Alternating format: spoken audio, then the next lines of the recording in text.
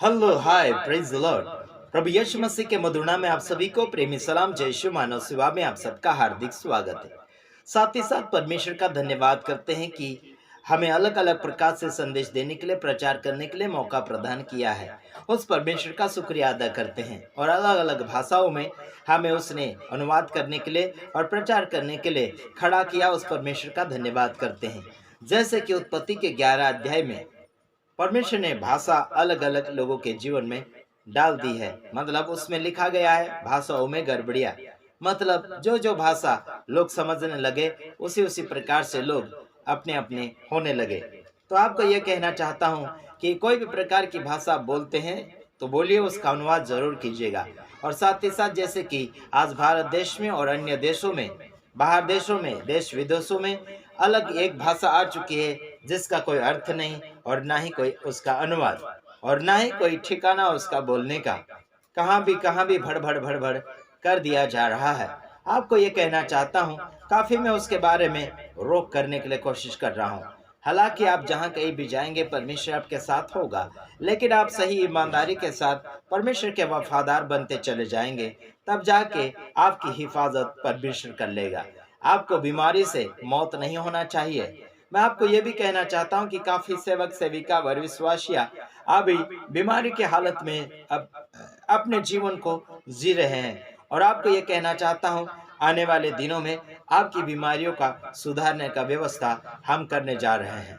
और कुछ प्रार्थनावादी योद्धा हमारे तैयार हो रहे हैं, कोई भाई बहन तैयार हो रहे हैं। साथ ही साथ हम भी आपके लिए गुप्त प्रार्थना मानव सेवा का एक ग्रुप बनाया गया है। उसमें आप हमें समाचार भेज सकते हैं। आप हमें कॉल करके व्हाट्सएप के ऊपर समाचार पहुंचा सकते हैं, ताकि हम गुप्त प्रार्थना मानव सेवा का जो ग्रुप बनाए हैं उसमें आपका विषय डाल दिया जाएगा और आपको जल्द से जल्द प्रार्थना का जवाब मिलता चला जाएगा। साथ ही साथ यीशु मसीह की सेवका यानी कि मानव सेवा को लगातार बढ़ाते चले जाना है। और इस मानव सेवा को बढ़ाने के लिए आपके सहयोग की आवश्यकता है। वो आत्मिक हो गया या फिर आर्थिक हो गया, उसमें कोई आगे पीछे सोचने की आवश्यकता नहीं। और इसमें लालच देकर नहीं और लालच लेकर नहीं, बिल्कुल नहीं। सो इच्छा से जो कुछ होता है उसे हमें आगे प्रभु के सेवकाई को आगे फैलाने के लिए करना ही होगा। काफी दिनों से आपको हमने कुछ नहीं बोला, बल्कि अभी इतना बोलते हैं। आपको अगर प्रभु की सेवकाई को बढ़ाना है, जरूर आप सहयोग, आपका जो भी सहयोग बनता है, कोई भी प्रकार का सहयोग बनता है, तो जरूर आप हमें कॉल कीजिएगा और सहयोग की बातें जरूर आप हमें फरमा सकते हैं, बता सकते हैं। उसमें कोई रोक टोक नहीं, दे या ना दे, लेकिन परमेश्वर का वचन जरूर सुनते रहिएगा। और हम किसी को जोर जबरदस्ती बिल्कुल नहीं करेंगे और मांग बिल्कुल नहीं करेंगे। आपका जो सो इच्छा आपको जगाने के लिए, इस बात को हमने मध्य में रखा है। तो आइए हम वचनों को देखते चले जाएंगे। परमेश्वर आपके साथ रहेगा, आपकी अगुवाई करेगा, आपकी हैंडलिंग करेगा, आपको बचाएगा, आपका सहयोगी वो बनेगा। लेकिन इस संसार में सेवकाई को किस रीति से फैलाना पड़ता है, किन किन चीजों की आवश्यकताएं पड़ती है। काफी सेवक हमारे साथ है, दोस्त यार हैं, सेवकाई को बढ़ा रहे हैं, तो उन लोगों को भी आप सहयोग कर सकते हैं। तो आइए हम आगे देखते हैं। हाँ, गलातियों उसका 6 का 2 वचन में देख लेते हैं। तुम एक दूसरे के भार उठाओ और इस प्रकार मसीह की व्यवस्था को पूरी करो। आपको और मुझे क्या करना होगा? एक दूसरे का भार यानी कि वजन उठाना होगा, उसको हल्का करना होगा। सेवकाई को इस रीति से आपको और मुझे पूरा करना चाहिए। प्रभु यीशु मसीह के नियम को, प्रभु यीशु मसीह के बातों को, प्रभु यीशु मसीह की व्यवस्था को, उसके हुक्म को, उसकी आज्ञाओं को हमें पूरा करना बहुत ही अनिवार्य हो चुका है। जो परमेश्वर ने आपको गुण दिए हैं, परमेश्वर ने आपको जो योग्यता के रीत से आपको बनाया है, आपको मजबूत किया है और आपकी सहायता की है, उस हिसाब से आपको आगे की ओर बढ़ना होगा। और आपको यह भी कहना चाहता हूँ, जो दान दशवांश में जोर जबरदस्ती करते हैं, आप उनसे भागिए और परमेश्वर से पूछिए कहाँ पर देना है, कहाँ पर नहीं देना। और परमेश्वर के वचन के साथ आप आगे जीने के लिए कोशिश करें, और साथ ही साथ आपको आगे बढ़ना होगा। जय यीशु मानव सेवा को लगातार हमको बढ़ाते चले जाना है। जैसे कि हमारे वीडियो देश विदेश में, लंदन में, यूरोप में, इसराइल में और अमेरिका में, इंग्लैंड में और लंदन में, और बाकी ऐसे जो नामे हैं मुझे याद नहीं आ रहे हैं। नेपाल में भी चल रहा है सेवकाई हमारा जो है। हमारे साथ काफ़ी लोग जुड़े हुए हैं अलग अलग राज्य से, और भारत के सारे राज्य से, सारे खंडों से हमारे साथ हमारे फॉलोवर हैं। उन सभी का हम धन्यवादी है। और आप तक हम पहुंच नहीं सकते हैं, बल्कि हमारा वीडियो संदेश आप तक हम पहुंचाने के लिए कोशिश करते हैं। एक दूसरे का भार उठाइए, हर बातों में, आत्मिक जीवन में भार उठाइए, उनका सहयोगी बनिए और आगे की ओर बढ़ते चले जाइए। हमें आगे परमेश्वर का वचन और परमेश्वर का अनुग्रह सच्चाई के साथ बांटना है, और कलीसिया भर में जितना कचरा हो चुका है उन सबको हमें साफ सफाई करना बहुत ही अनिवार्य हो चुका है। आइए देखते हैं भजन संहिता उसका 34 और 3 वचन। कुछ बातें आप देख सकते हैं उसमें, और 34 का 1 वचन भी हम साथ ही साथ देखना चाहेंगे। 34 का 1 देखेंगे, उसके बाद और 34 का 3 भी देख लेंगे। मैं हर समय यहोवा को धन्य कहा करूंगा, उसकी स्तुति निरंतर मेरे मुंह से होती रहेगी। ये कौन कहता है? दाऊद राजा। वो कहता है हर समय यहोवा की स्तुति करूंगा, मतलब बड़ाई करेगा। स्तुति का मतलब है बड़ाई। परमेश्वर की यानी कि यहोवा की स्तुति कर रहा है। क्यों ये कर रहा है?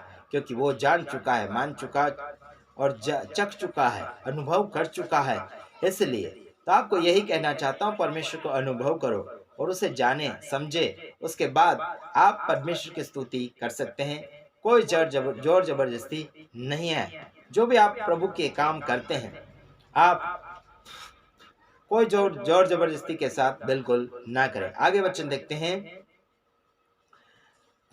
भजन संहिता 34:3। मेरे साथ यहोवा की बड़ाई करो और आओ हम मिलकर उसके नाम की स्तुति करें। देखो, दाऊद राजा का कहना है मेरे साथ यहोवा की स्तुति यानी कि बड़ाई करो, और आओ हम मिलकर उसके नाम की स्तुति करें। मिलकर क्या करना चाहिए? मिलकर करना चाहिए। बल्कि आज मिलावट नहीं हो रही, यानी कि मिल नहीं रहे, मिलजुल नहीं हो रहा है। किसी का मसाला अलग, किसी का हल्दी अलग, किसी का तेल पानी अलग, किसी का विचार अलग। सेवकाई क्षेत्र में अलग अलग नहीं होना चाहिए। जैसे कि बाइबल में उत्पत्ति से लेकर प्रकाशित वाक्य के सिद्धांत जो है वो सरीके हैं, एकदम साफ सुथरा है।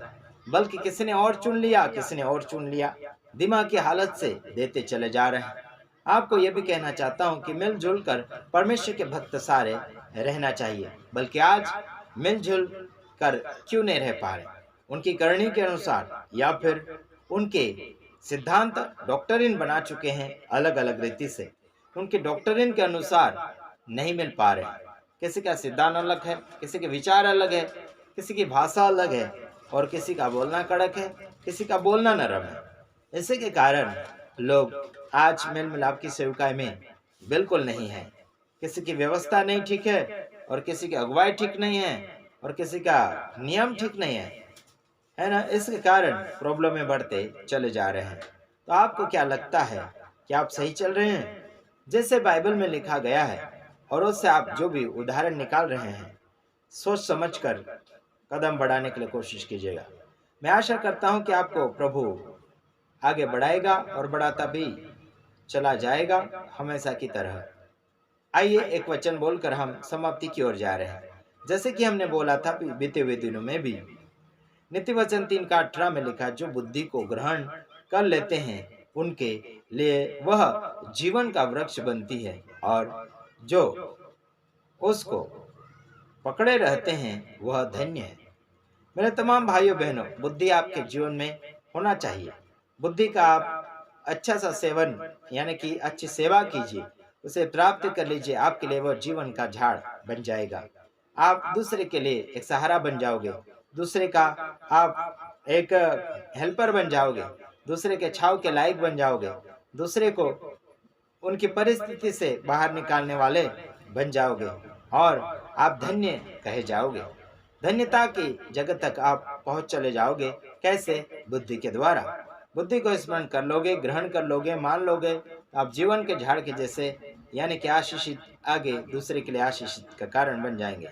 और उस बात को पकड़े रहना आपका फर्ज बनता है। मैं आशा करता हूं कि आपने इस छोटे से वीडियो में कुछ बातें समझी होगी, मानी होगी, और आगे शेयर कीजिए। प्रभु आप सबको आशीषित करें। आमीन, आमीन।